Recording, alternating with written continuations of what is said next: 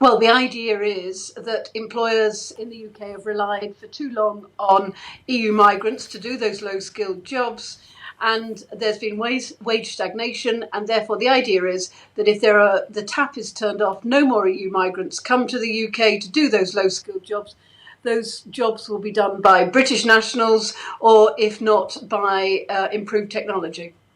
OK, but is there an appetite for those jobs that won't be taken over by technology amongst Britons to do the jobs? Well, not really, because some of the jobs, particularly in agriculture, are short-term jobs. And what British people want are long-term jobs with prospects. And it must be said that some of these jobs in the fields are hard work. They're in really quite difficult conditions, out in all weathers. It's really a very demanding thing to do.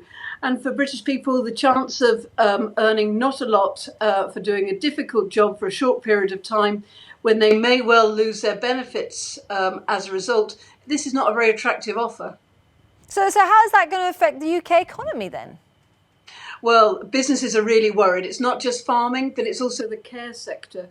Care sector is really heavily dominated by Polish nationals and Romanian nationals. Average pay in the care sector is about 15,000 a year, so not a lot of money. And again, it's a physically hard, emotionally hard job, and there's not that many UK nationals who want to do it. OK, but the UK isn't the only country to have a points-based system. So how does the system that government's proposed compare to other systems around the world? Well, it's interesting. There's been much talk about the Australian points-based system. And Nigel Farage, the leader of UKIP and then the leader of the Brexit Party, has long been an advocate of an Australian points-based system. What's odd is that the Australian points-based system is actually about increasing migration, whereas in the UK it's about controlling migration. And in fact, if you look at what was published today, there was no reference to Australia at all. It's a points-based system.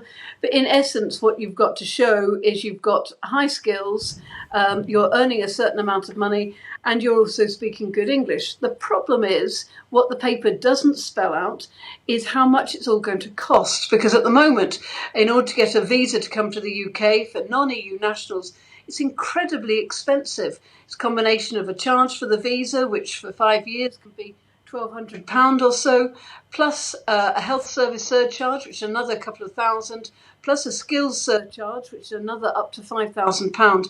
The UK has one of the most expensive visa systems in the world, and it's also heavily bureaucratic.